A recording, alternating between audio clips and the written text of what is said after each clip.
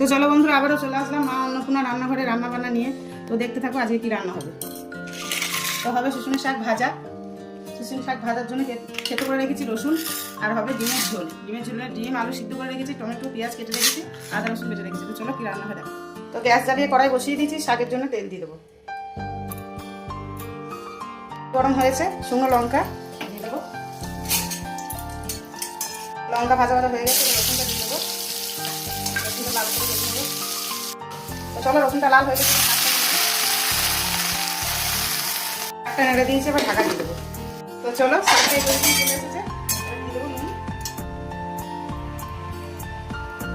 তো চলো, আমার শাকটা ভাজা হয়ে গেছে, এবার নামিয়ে নেবো।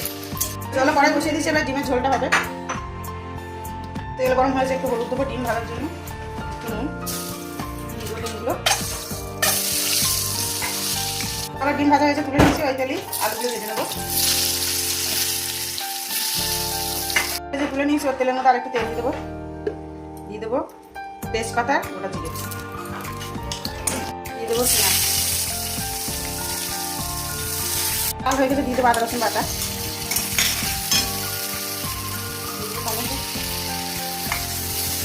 কষানো হতে হতে একটা মশলা করে নিই। হলুদ গুঁড়ো, জিরে গুঁড়ো, ধনে গুঁড়ো, লঙ্কা গুঁড়ো,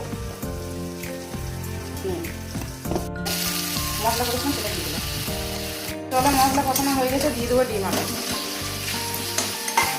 তো চলো, আমার কষানো হয়ে গেছে, দিয়ে দেবো জল। ঢাকা দিয়ে কিছুক্ষণ রান্না করে নেবো।